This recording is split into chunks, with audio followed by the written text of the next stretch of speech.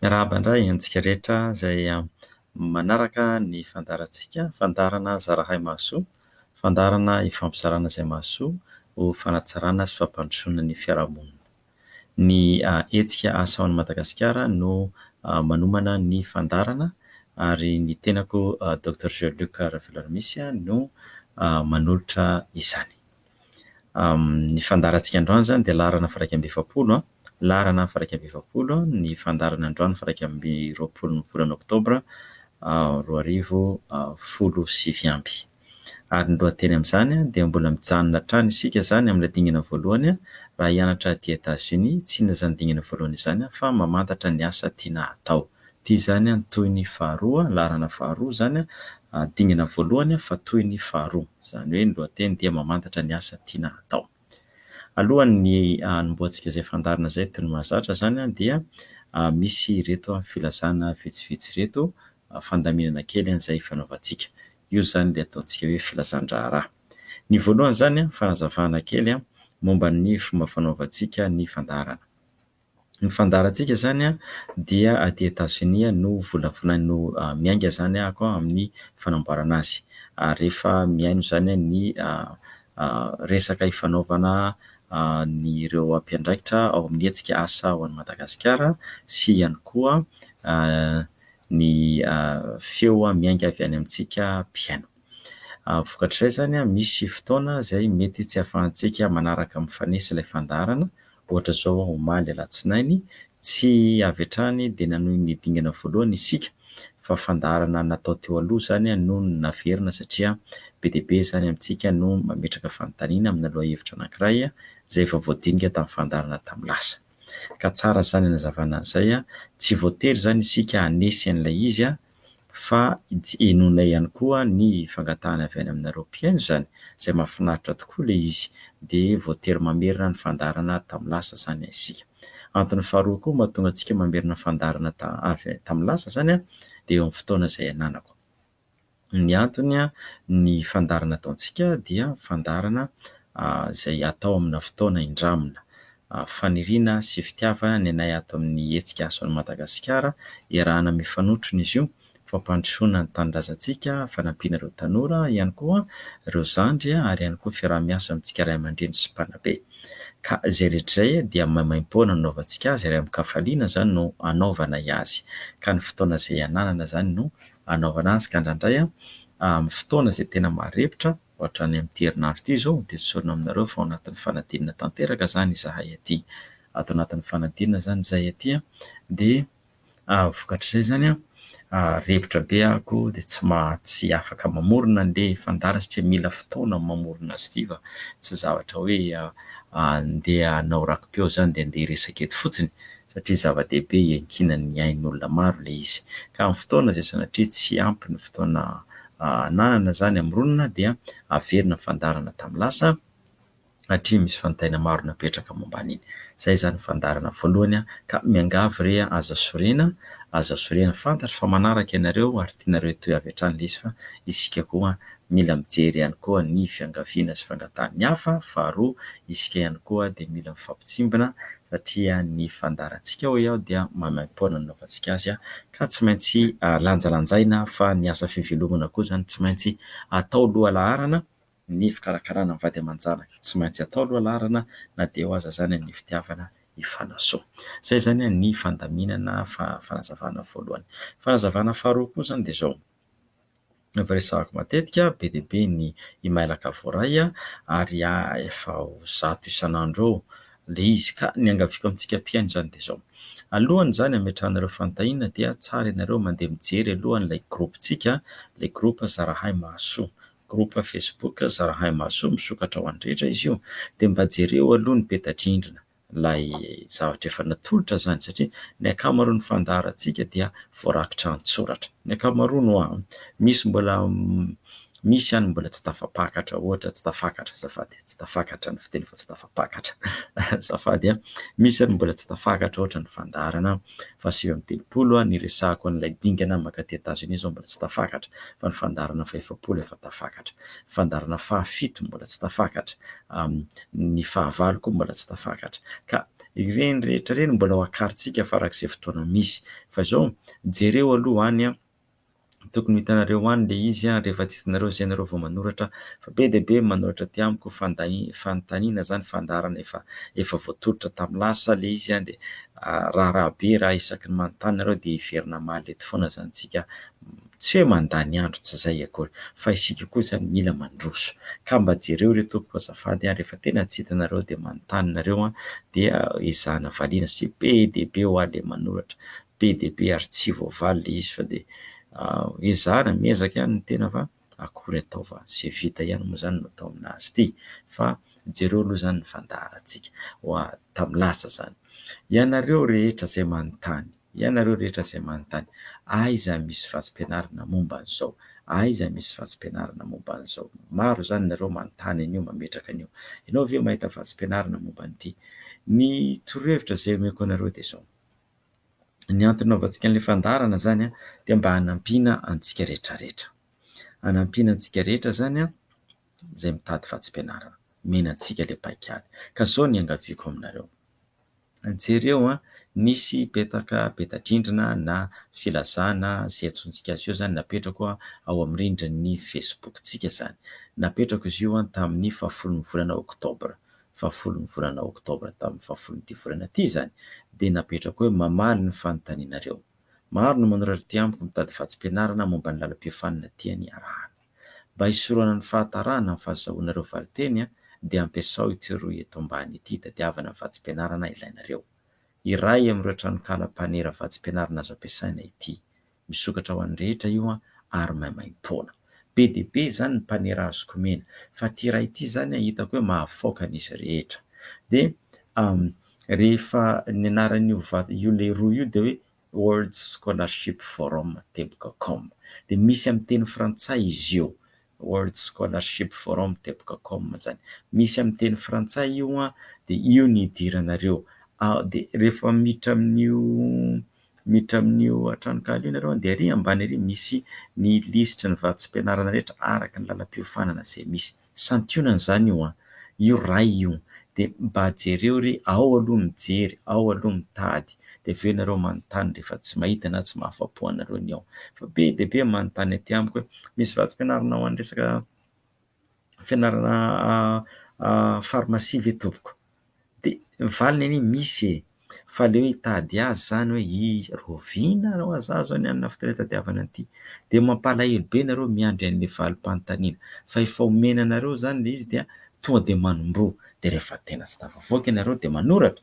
dia miandry hoe roviana zany vao mahavaly an'ilay izy za zany raha miteny an'izany tsy sanatrian'ny vavaradiany lela hoe tsy te hanampy fa mieritritra an'ilay tombotsoany rehetra io sy ianao le voatery miandry misy ato anie mailaka efa tamin'ny volana jolay mbola tsy voavaly hatramin'izao angatsy raharaha be tena le olona zao mieritritra dia tsy miraharahana mihitsy le dokotery ka tsy zay fa betsaka le atao ary araka ny lazaiko hoe alahatra arak'izay fandehany eo amin'ny raharaha-piainana eo ka ampiasao zany ny fahalalana izay efa nizaraina ny olo zany peta-drindrina ataontsika tamin'ny 10 volana Oktobra mamaly ny fanontanianareo zay no lazaiko ao zany mamaly ny fanontanianareo dia ao no ahitanareo ny toromarika toerana misy ilay vatsim-pianarana araky ny araky ny lalam-piofanana zay tianareo arahana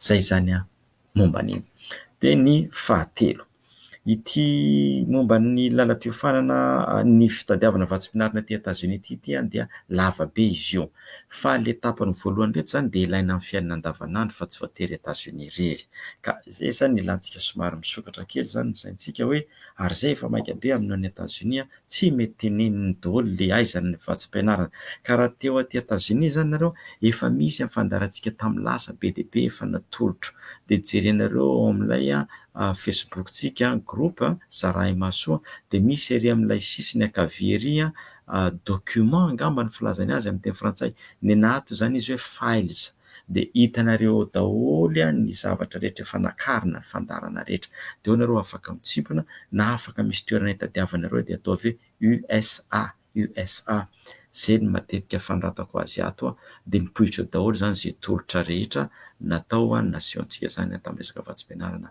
mandeha aty Etats-Unis zany. Ny firazana farany ataoko dia zao arabaina isika zay afaka tamin'ny fanadinana baccalauréat, zava-dehibe zany arabaina mahafaly fa dia mirary ny soantsika rehetra mba tafita lavitra. Ny faharoa ireo namana zay tsy nentina natao tamin'ity dia mampahery antsika rehetra. Tena moa mampianatra dia malahelo rehefa misy mpianatra tsy tafavoaka. Amin'ny lafiny indray koa moa tsy dia fa tsy maintsy misy ihany koa, misy foana eo, misy foana ny tsy afaka, fa dia fampaherezana no atolotro anareo mahereza razandrisana na mety misy ray aman-dreny koa. Fa ny azoko ambara dia izao, za zay miresaka aminareo eto dia efa avy tsy afa-panadinana ihany koa. Nisy fotoana tsy nafaka fanadinana ny tsy baka aloha ilay izy fa sehatra hafa efa nandalo tsy fahafanadinana ako, ka ny tsy fahafahana dia tsy mamaritra ny hoe fahombiazana amin'ny fiainana. Fa zavatra mitranga eo tsisy maniriny tsy ho afaka, fa raha sanatria ianao sokajiny ilay tsy afaka atao amin'ity izay mandray an'ity fandaharana ity dia makahiry anao ako mbola hamiratra ny masoandro rahampitso mbola ho avy ny fahafahanao efa avy tsy afa-panadinana za aty ary efa avy namerina taona fa izao zany dia afaka miresaka aminareo. Azo lazaina hoe nahomby tamin'ny fianarana ary izao miresaka amintsika izao ka izao mety malahelo, mety kivy, mety eo koa ny tsy rariny hoe noho ny toe-javatra nisy na tonga anao tsy afaka, tsy fantatro hoe izay tokoa ve na tsy fantatro tsy hiditra amin'izay isika fa izao mampahery anareo ako, mampahery antsika izay tsy maintsy mamerina indray fa tsy mamaritra ny fahombiazana eo amin'ny fiainana ny tsy fahafahana tamin'ity fanadinana ity na ny fahafahana amin'ity fanadinana baccalauréat ity. Dingana io efa avy tsy afa-panadinana ako ary efa namery taona fa izao afaka miresaka ohatr'izao tsika. Ilay lavitra ny tsinjovina totohatra ny akarany iny mety solafaka tena mpandehanana tonga ihany no arabaina, ary tsy maintsy tonga foana isika rehefa mitozo ary mametraka amin'ny fiainana amin'Andriamanitra. Ny rariko zany tena mba aherezantsika rehetrarehetra izay tsy nahomby za moa zany tsy te hiteny an'ireo tsy nahomby izay tsy nety zany tamin'ity fanadinana ity satria mantsy raha ohatra ka fanadinana no natao hamaritana teo fahombiazana tsy fahombiazana, raha ny fahafahana zany dia mety ho diso ihany izay, fa ny hitako hoe fahombiazana dia ny fahatratrarana, ny ezaka atao zany ny ezaka atao, ny fahatratrarana, ny dingana tsirairay izay tiana atao amin'ny fiainana. Rehefa mahatratra an'izay ianao ny fahombiazana izay natao hoe fahombiazana, ka mety tamin'ity zany ianao tsy afaka fa mbola ho afaka ianao arak'izay nolazaiko izay, efa avy tsy afaka aho efa namery taona ihany koa fa dia izao miresaka tsika izao afaka mitenitsika hoe nahomby na tsy nahomby tsy haiko izay maritantsika azy fa tsy dia miha loatra koa ny zava-dehibe, fa ny tiako ambara zany dia afaka ny hisy zavatra tsaratsara kokoa ho hitantsika eo amin'ny fiainana, fa dingana ihany zany ity tsy fahombiazana raha izay ity tsy fahafahana ity zany dingana eo amin'ny fiainana io fa dia mirary faherezana ho antsika rehetrarehetra.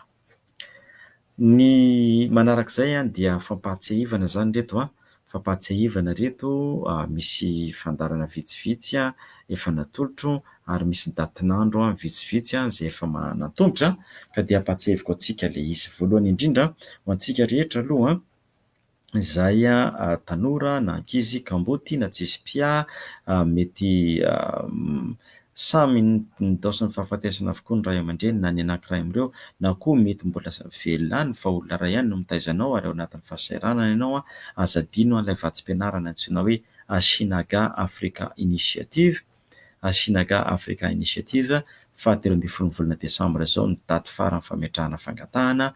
Misy amin'ny teny frantsay ny fanazavana momba azy io, fandarana fahavalo no ahitanao an'io ao amin'ny ilay Facebook page Zarahimaso. Fandarana fahavalo nataontsika tamin'ny 12 volana aogositra, nataontsika tamin'ny 12 volana aogositra. Fandarana fahavalo Asinaga Africa Initiative natokana ho an'ireo tanora, ireo ankizy izay maty ny ndaosiny fahafatesana ny ray aman-dreny na antsointsika kamboty na hoe olona ray ihany no mikarakara azy na ireo latsaka tanteraka ao anatin'ny fahasahiranana. Misy ihany koa fandarana nataontsika fandarana fahasivy amby roapolo, fandarana fahasivy amby roapolo nataontsika tamin'ny faina amby roapolo ny volana septambra teo dia misy tolotra Amazing Women 2019 Call for Proposals.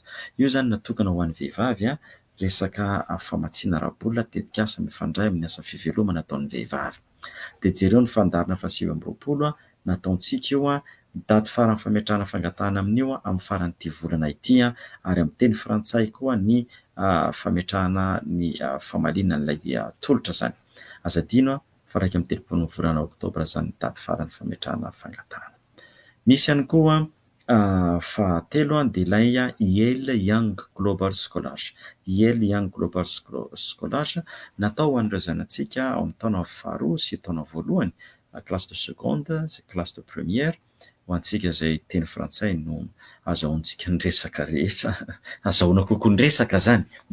Dia amin'ny faharoa ambin'ny folo ny volana desambra zao ny daty farany fametrahana an'io fangatahana io, ka azafady faharoa ambin'ny folo ny volana novambra, azafady indrindra faharoa ambin'ny folo ny volana novambra, ka sao dia variana isika fa efa hiditra koa zao ny taom-pianarana vaovao ony ka aleo zany karakaraina io anareo izay taona faharoa sy taona voalohany misy manontany mantsy hoe moa ve tsy mba misy programa manokana amin'ny teny farantsay.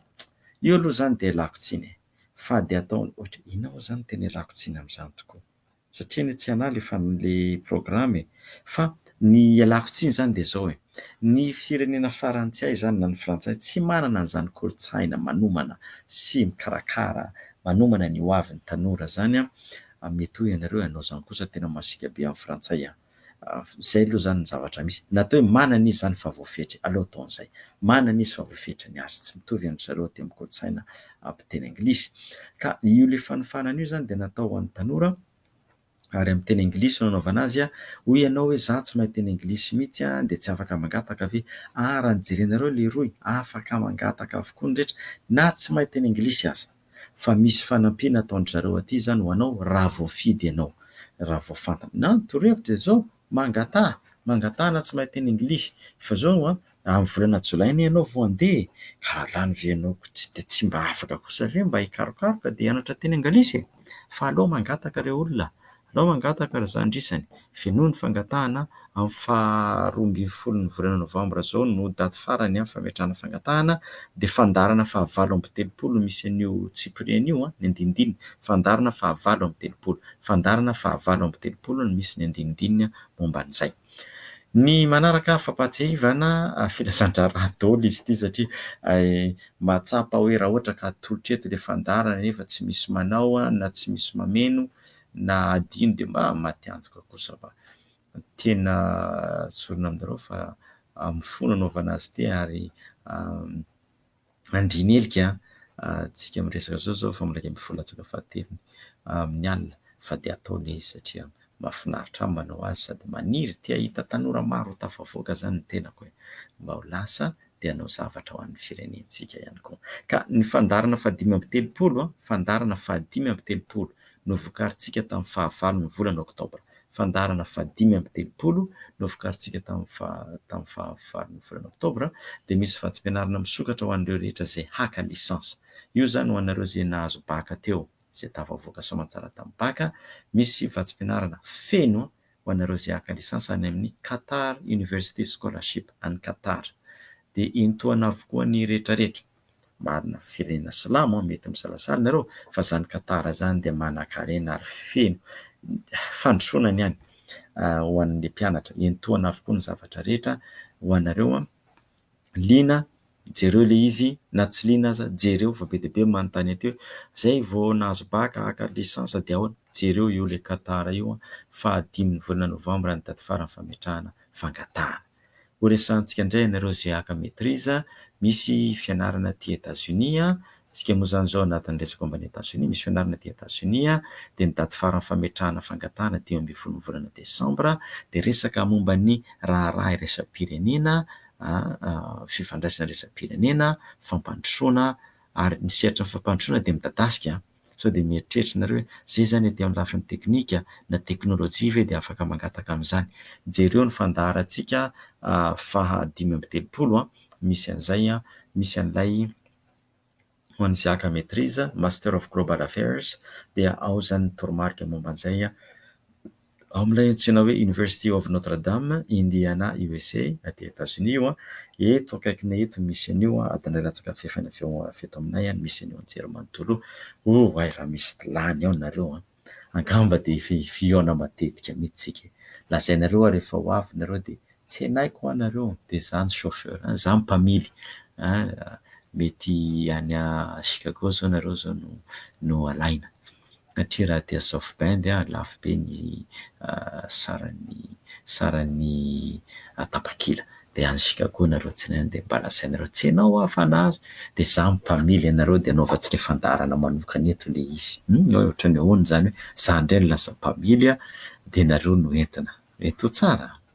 Ny filazana farandray ho an'ny doctorat raha hitanareo zany fa andalovako daholo ny ambaratonga rehetra mba samy afa-po daholo. Zay tianao doctorat dia azadiny famaika be ity fa 4 ny volana Oktobra io zany nareo amin'ny doctorat amin'ny resaka teknika rehetrarehetra resaka teknika any amin'ny resaka polyteknika any amin'ny resaka injeniera any amin'ny resaka famoronana resaka solosaina resaka fiarovana be dia be resaka fampitaovana sy fotodrafitr'asa ho anareo izay manao doctorat amin'izay fa 4 ny volana Oktobra zao ny daty farany io IBM manolotra an'io ilay mikarakara solosaina namorona solosaina IBM manolotra an'io doctorat io intohana daholo ny rehetrarehetra na any Madagasikara azy ianao mianatra betsaka manontany amin'io mantsy hoe zay tsy afaka andeha efa dia Madagasikara fa dia manjanaka ve loazana misy io IBM no miantoka azy fa ny mpampianatra ireo no miandraikitra ilay mpampianatra miandraikitra ny fikarohana no manolotra anareo aloha dia jereo ny fandaharana fa 5/telopolo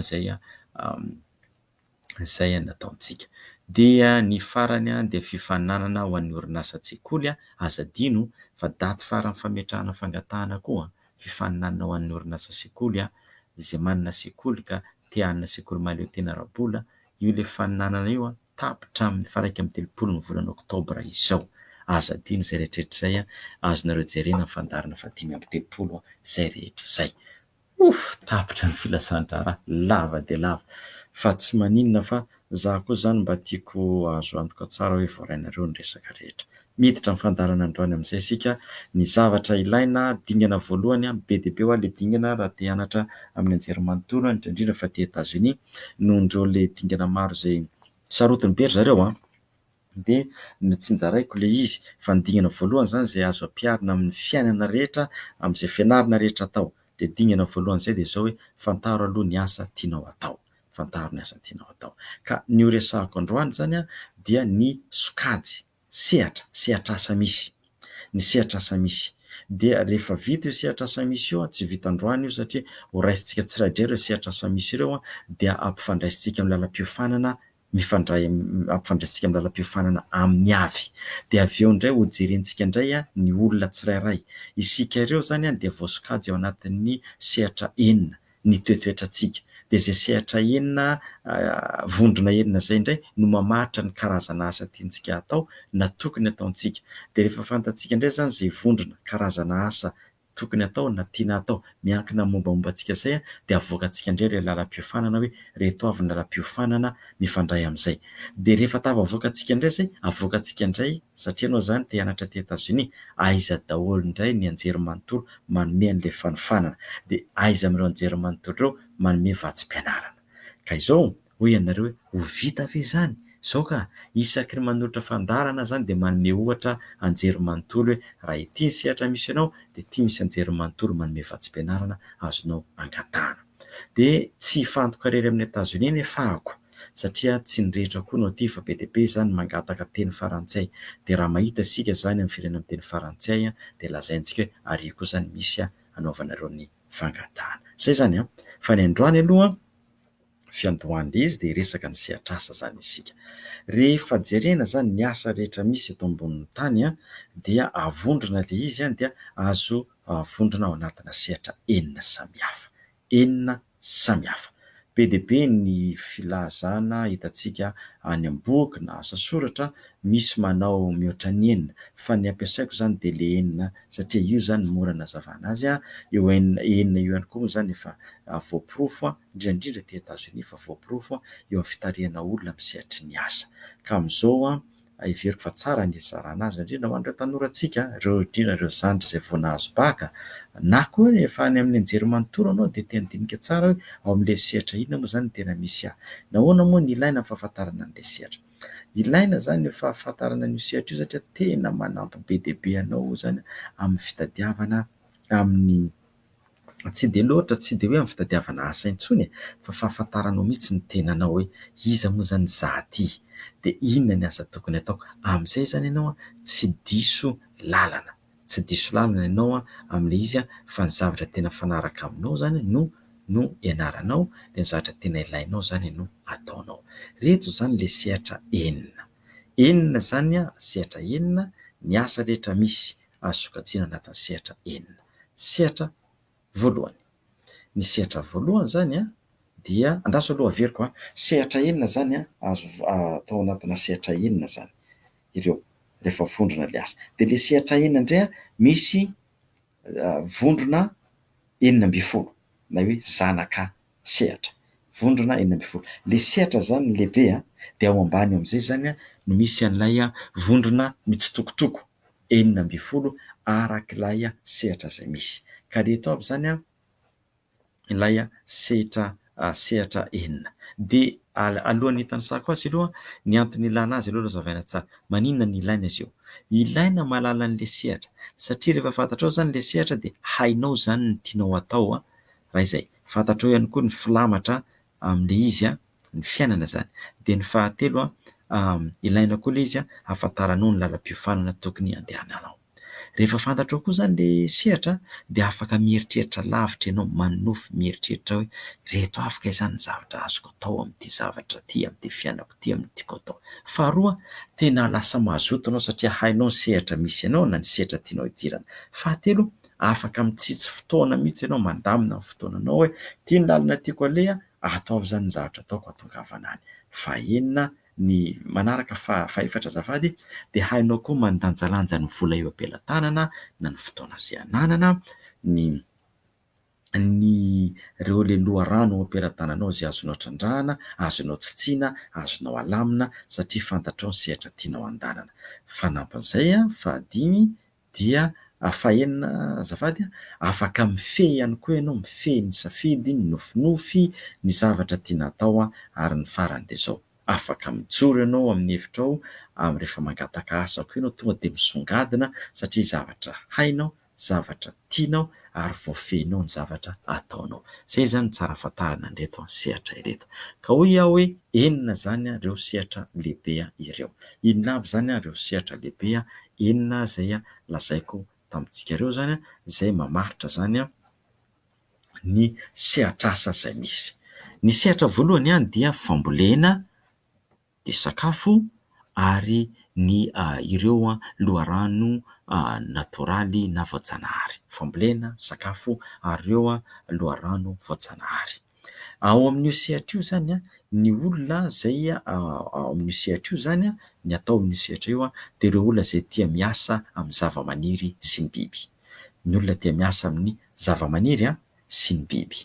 Ny olona amin'ireo zany sehatra ireo dia ireo no mety mpamboly, ireo mety mpiompy, ireo mety mpikirakira sakafo, mpanamboatra sakafo, manodina sakafo. Ireo olona ireo ihany koa no mety mivarotra vokatra, mety mivarotra fiompiana. Ireo olona ireo ihany koa ilay enjenera manampy ny tantsaha mpiompy mba hampitombo ny vokatra. Ireo ihany koa ilay mamorona sakafo, mety sakafo industrialy zany voahodina na le sakafo hoantsika eny amoron-dalana na le sakafo hoantsika any amin'ny hotely. Ireo ihany koa ilay olona izay mandala ny tontolo iainana. Tiany mihitsy ny azy zany tontolo iainana zany, mahafinaritra azy zany tontolo iainana zany. Izay le sehatra voalohany fambolena, sakafo ary ny loharano voajanahary. Ny sehatra faharoa dia ny fitantanana, fifanakalozana, fandraharahana ary fitantanana. Fifanakalozana, fandraharahana ary fitantanana. Ireo any amin'ny sehatry ny fandraharahana zany dia ireo olona ireo ilay manana orinasa izy, na izy koa ilay tianana orinasa. Izy ihany koa no mety mpitarika, na tsy marina izy fa izy ny lehibe an'ilay orinasa, manodina an'ilay orinasa. Ireo olona ihany koa no manara-maso ny fandaniana, ny miditra sy mivoaka, ary eo koa ny olona izay mety mampiditra miasa na manofana mpiasa. Tafiditra ao anatin'io sehatra io ihany koa ilay fitantanana, fandraharahana ary ny fifanakalozana, ny resaka ara-bola, fikirakirana ny lafin'ny vola rehetrarehetra. Ireo zany ilay antsontsika mpikirakira vola, mpanamarina kaonty, mpanao ny kajy mirindra rehetra amin'ny lafiny ara-bola. Ireo koa ny any amin'ny sehatra ny banky, mampindrana vola, mampiasa vola. Ireo olona ireo ihany koa any amin'ny sehatry ny fiantohana, zay ny zavatra ataon'ireo olona ireo. Io sehatra io ihany koa misy an'ilay idiran'ilay antsontsika hoe ny fizahantany. Fizahantany zany sy ny fandraisam-bahiny. Tafiditra anatin'ny fandraharahana zay, tafiditra anatin'ny fifanakalozana zay, fizahantany sy ny fandraisam-bahiny. Mahafinaritra azy ny manampy olona, mahafinaritra azy ny manoro zavatra vaovao, mahafinaritra ny maso, mahafinaritra azy ihany koa no mikarakara sakafo, manolotra sakafo, na mikarakara ny lafin'ny fety, lanonana zay misy sakafo ifandraisana aminy. Ireo olona ireo ihany koa no tia mampiantrano, zay mahatonga azy manao hotely, tia manampy olona, mamolavola fandaharana, fitsangatsanganana, fampahafantarana ny zava-misy. Tafiditra ao anatin'ny sehatra io ihany koa zany ny sehatry ny varotra. Le varotra resahana eto zany dia ny lafin'ny dokam-barotra, lafin'ny fanakalozana ara-barotra, ary koa ny tolotra entina eo amin'ny tsena. Hoe satria mantsy misy ny olona mivarotra entana fa ny azy indray tsy entana no amidiny fa kirakira. Ohatra zao tafiditra anatin'izany kirakira zany ny sehatra anankiray. Ohatra ny ataoko ity zao dia le kirakira.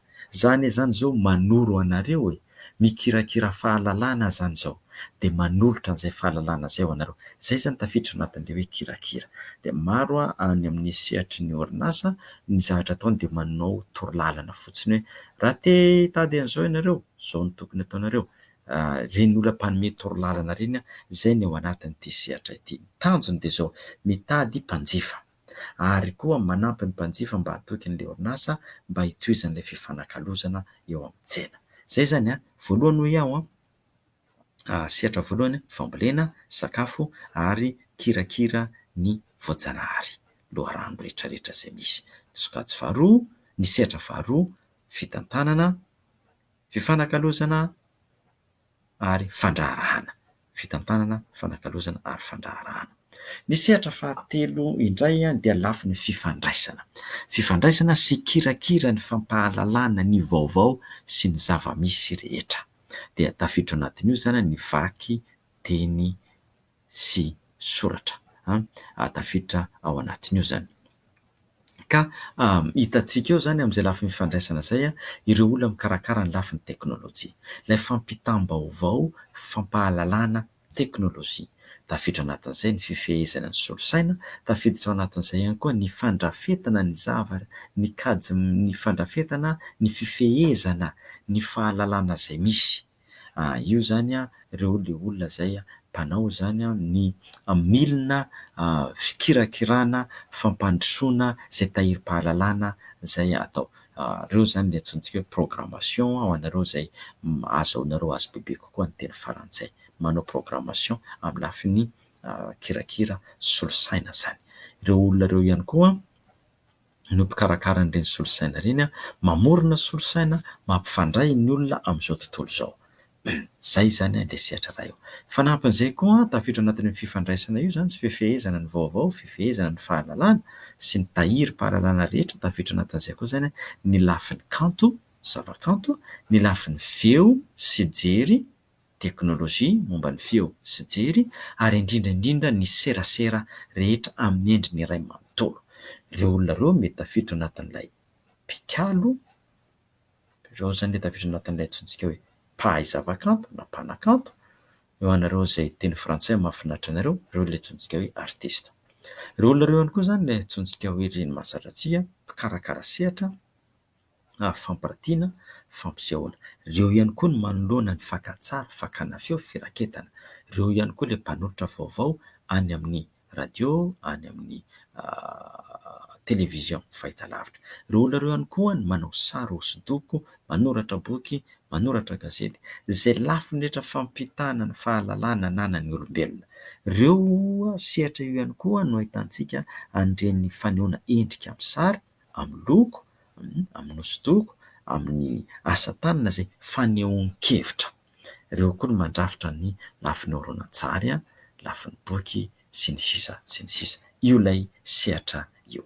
Izay zany sehatra telo. Enao ihany ilay sehatra fa ireo telo ireo zany no voalaza eto. Ianao zany mila mamantatra hoe aiza amin'ireo zany ny hitanao fa misy aminao. Dia ireo sehatra voalazantsika, enina ilay izy fa telo no vita androany. Ireo sehatra ireo mbola misy zanaka, misy vondrona zana-tsehatra, vondrona 12. Raha ampitso isika hanohy indray amin'ny sehatra ambiny satria efa nioarako 9 minitra ny anjarako. Dia tsy ataontsika, tsy mety manko ny maka ora be loatra, mihoatra nisy ity fa manjary tsy mety amin'ny raha fidèle satria ny fanarahana atsasakadiny. Za mino fa izy moa dia ho sarotiny fanadihazany aza mba ilaiko koa mba manaja ny zavatra ny fanarahana zany.